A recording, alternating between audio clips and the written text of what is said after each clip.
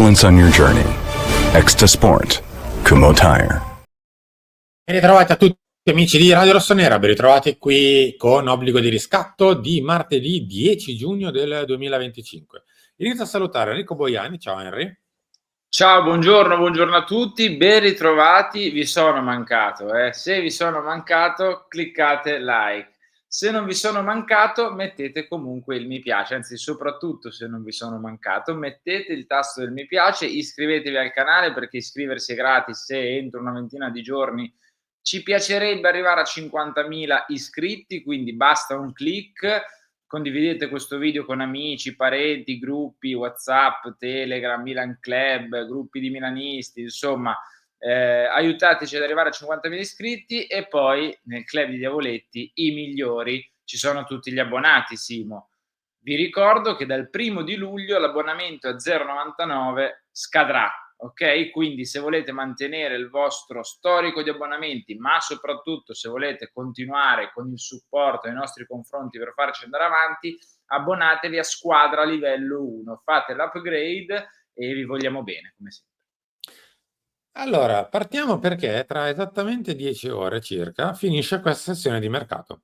Alle 20 di questa sera chiude questa prima piccola tranche di calciomercato dovuta più che altro al mondiale per club, tant'è che in pratica l'hanno sfruttata quasi solo le squadre che fanno il mondiale per club o giù di lì, perché poi invece le altre ovviamente hanno preferito con ogni probabilità caricare il prossimo bilancio e quindi non sono andate troppo a spendere. Avete visto magari fare tanto da Real Madrid, tra Huijsen, Alexander Arnold, lo stesso Mastratuono, hanno fatto tanto in Premier, più o meno basta. Perché alla fine... Qualcosa dal Brasile, ti direi. Però veramente... Squadre arabe. Posso dirla greve? Vai. Chi ha questi? Chi ha i soldi, letteralmente. Chi ha letteralmente i soldi.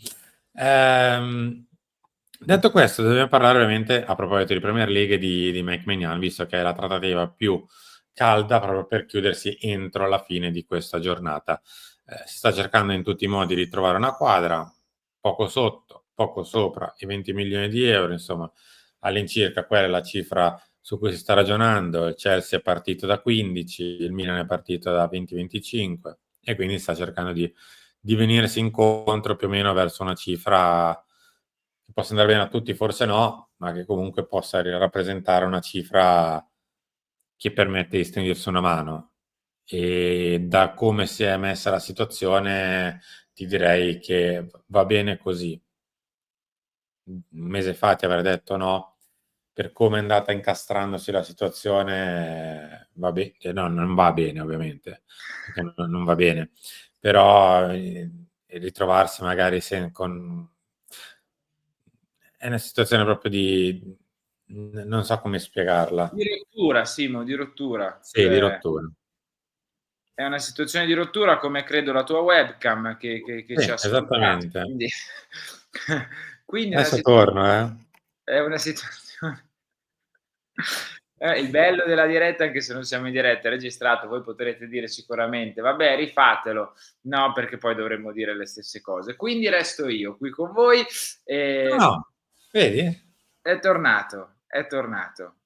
Dicevo, una situazione di rottura, Simo, e se un Sì. giocatore non vuol più rimanere al Milan perché l'hai trattato male, perché vuol cambiare aria, perché non si fida più, perché magari non giochi la Champions League, per tanti motivi, ci sta che insomma le parti si separino. Ecco, a me dispiace molto, cioè è una sconfitta per me questa cessione di Maignan, ma non perché doveva rimanere tutta la vita al Milan o perché per chissà quale motivo, per come, cioè, andrà a finire ed è andata a finire. Cioè, poteva andare a finire diversamente. Maignan poteva magari rinnovare il suo contratto e quindi, se per caso doveva andare via, strappavi più soldi. Ricordo le cifre recenti delle cessioni dei portieri che sono stati folli. Ultimo, ma non per importanza, Onana, no? che è andato al Manchester United. Insomma, invece è andata a finire male, con un rapporto increnato con un rapporto con il Milan che ha gestito in maniera dilettantesca la questione del suo rinnovo di contratto, con un Maignan che adesso però non vuole più sentir parlare, insomma, e quindi non vuole più nemmeno avere il pensiero, che ne so, di andare a scadenza piuttosto che di risedersi, anche perché il Milan non sta facendo niente dal punto di vista contrattuale. Infatti, ho letto anche questo, ma perché adesso che ci sono Tare, Allegri non si mette in modo tale da mettere una pezza a quello che è successo e restare? Almeno non ha proposto un rinnovo. Se non è che Esatto. sul tavolo c'è una proposta di rinnovo in questo momento, cosa fa? Se lo scrive, se lo stampa e se lo firma da solo? No, cioè, io quello che voglio far capire è che nel caso davanti a Mike Maignan ci sono due strade: o va via o resta un anno Sì. dicendo vabbè, fa niente, quello che è successo sul mio rinnovo di contratto, pace, ma siccome Allegri si è speso tanto per me, resto ancora per un anno. Cioè, questa è la strada, eh? Cioè, non è che c'è No, un esatto. contratto che nel caso dice no, no, il contratto io non lo voglio più vedere. Cioè, non c'è, il Milan non gli ha proposto il rinnovo di contratto. No, no, ma Boh. infatti guarda Simo, è brutto come è andata a inasprirsi e a finire la storia per il portiere che è stato protagonista assoluto nell'anno dello scudetto, protagonista in Champions League quando siamo arrivati in semifinale, ci ha salvato tante, tante, tante, tante volte, ha scacciato le paure, i dubbi dopo l'addio di Donnarumma. La storia poteva finire diversamente, secondo me, sia con lui che con Teo Hernandez. Poi, se vogliamo fare delle valutazioni sul giocatore, qui siam liberissimi, ognuno è liberissimo di pensarla come vuole Certo. e come crede, no, chi pensa che Svilar sia meglio, sia più affidabile, piuttosto che Milinkovic-Savic, piuttosto che, Chevalier. Per carità, ognuno può avere le sue idee e opinioni a riguardo, posto che è comunque il portiere titolare della nazionale francese, e quindi ognuno può essere più felice o più triste del cambio del portiere, okay, per il Milan, perché comunque sempre il Milan tifiamo. Detto questo, è stata gestita malissimo, è stata affrontata male, ma proprio male dal punto di vista gestionale e comunicativo col giocatore, e questa rottura è triste, ecco. Sì, anche perché insomma ho visto anche, ma ha giocato male, ha fatto male, giusto. Dovete ditelo a Allegri, ditelo a Max, che ha provato di tutto per tenerlo, se pensa che gli errori di McMahon erano giusti da far pagare per una cessione. Va bene. A proposito di questo, però dobbiamo parlare dei sostituti. Ieri Gianluca Di Marzio ha parlato di Lucas Perry. Ne avete sentito parlare qui una settimana fa, insieme agli altri. Avevamo detto anche che c'era un agente in giro per l'Italia. Eh, era lui. Lucas Perry, portiere brasiliano dell'Olympique Lyonnais, 27 anni. Tra l'altro vedo doppia cittadinanza, però onestamente non dovrei andare a controllare nel caso. Scadenza 2028, il valore, come vedete, non è impossibile. Vedo che è nato il 10 dicembre, grande, come tutti i migliori.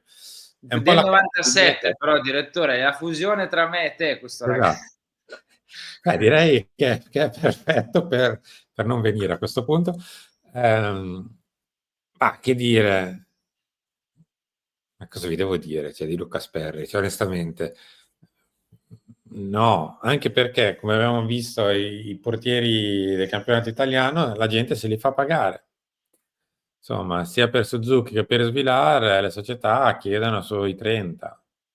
E E noi tu vendiamo il rischi. nostro a 20 giustamente perché siamo furbissimi. Piuttosto Boh. che magari tenerlo un anno e far crescere magari nel mentre Torriani, non lo so, insomma qualche giovane. Per me alla fine andremo su un profilo in linea con Perry, Simo, cioè non mi immagino il Milan che spende 30-40 milioni per il portiere, con tutto il resto di cose che c'è da fare che sono un'infinità. Non, No, non- mai non- nella non- vita. non Mai. credo sia quella la strada, salvo l'inserimento di qualche contropartita, ma anche qui che senso ha? Non lo so, onestamente. Bisogna studiarla col portiere perché comunque è vero, è uno tra i ruoli più sostituibili, se vogliamo, però poi i portieri forti la differenza la fanno e soprattutto i portieri che non reggono la pressione, che non sono di un certo livello, la differenza in negativo la fanno ancor di più. Cioè, probabilmente vinci con un buon portiere, anche se non è un ottimo portiere o un super portiere. Il problema è che se il portiere non è nemmeno buono, lasci giù tanti punti, Quindi bisogna studiarla bene cosa fare col portiere. A proposito invece di portieri, non so il buon Milinkovic-Savic se lo dobbiamo tenere oppure no. Comunque, Milinkovic-Savic sarebbe molto semplice, tra virgolette, da prendere. Paghi la clausola, porti a casa. Quindi, se il Milan non agirà subito su Milinkovic è più per una questione tecnica nel caso, Ah. non tanto per una questione economica, perché comunque a 20 milioni lo porti a casa. Se proprio ti piace così in maniera spasmodica, è una cifra avvicinabile. Evidentemente questo ipergradimento tecnico forse non c'è per Milinkovic-Savic. Allora posso immaginare tipo che ad Allegri non piaccia un portiere alla Milinkovic-Savic, ecco, ma che preferisca altri tipi di portieri. Ci può stare secondo me. Magari Max ti può dire: "Piuttosto che prender lui a 20 faccio con Sportiello". Adesso sto estremizzando, però per dire, capito? Piuttosto che lui a 20 prendi Perry a 10, ecco. Questo è il senso. Quindi magari vengono fatte delle valutazioni anche in questo senso, anche perché va bene, non l'hanno ascoltato, non gli hanno dato retta né il Milan né Maignan per tenere Maignan, no? Alla fine Allegri non è riuscito in questo intento, cioè di convincere Maignan e No, magari di sollecitare un po' il Milan per lui. e si è speso tanto, eh? E si è speso tanto, quindi, diciamo sfumata questa cosa, magari un orecchio d'ascolto sul prossimo portiere ad Allegri lo danno, della serie: quello mi piace, quello no, quello va bene, quello no. Mi auguro, perché altrimenti Max fa meglio andarsene e dire: "Vabbè sentite, fate voi, la squadra è la vostra, decidete tutto voi, bella lì, arrivederci." Cioè, Allora, a proposito di Max, che si spende o non si spende, se per Maignan si è speso tanto, per Teo nì, per il terzo si spende più che per Maignan, cioè e il Rafael Leao. terzo è Rafael Leao, a cui tra l'altro facciamo gli auguri, perché oggi è il 10 giugno e compie gli anni. Sì, io non so, io spero che l'offerta del Bayern non attiri il Milan, perché altrimenti non so Max cosa fa, se dovessero vendergli anche Leao. Cosa si spogli? Credo che potremmo vedere scene della serie "Dov'è Furlani", cose simili, Sì, quindi probabile. Insomma, su Rafa si sta spendendo ancora di più che per Maignan, se possibile. mh. Su te un po' meno, ma questo Ma è un altro discorso. benissimo, scusa un attimo, poi ti lascio parla Dimmi. ne è rimasto uno, okay, praticamente. Poi Pulisic, c'è silenzio di tomba su Pulisic, capiremo magari dopo il mondiale per club, però ne è rimasto uno, perché vendi Theo, vendi Maignan, hai venduto Reinders, okay, ne è rimasto uno di quelli forti. Ha una situazione contrattuale decente, perché scade 2028, quindi sei ancora bello tranquillo. Non guadagna 10 milioni perché ne guadagna 5 ad arrivare a 7 coi bonus. È contento qui, sta bene qua.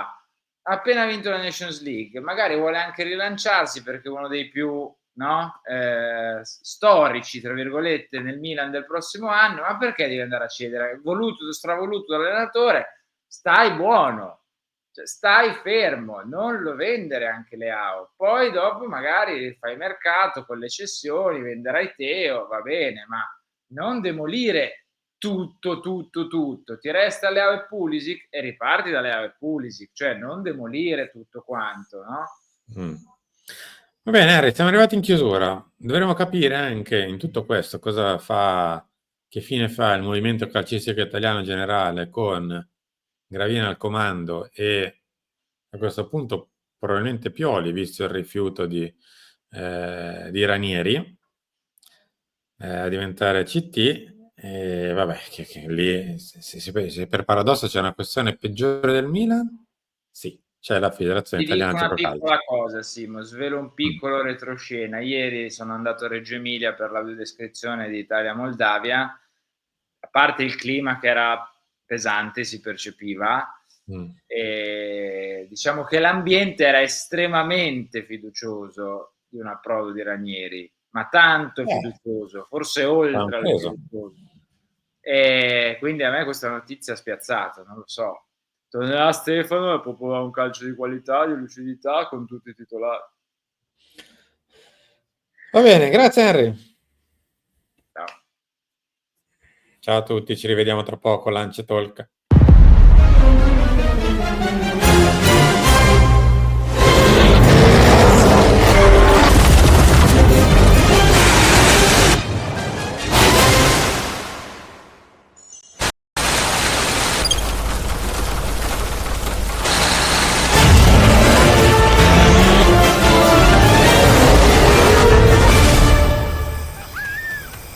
Excellence on your journey. Extra Sport.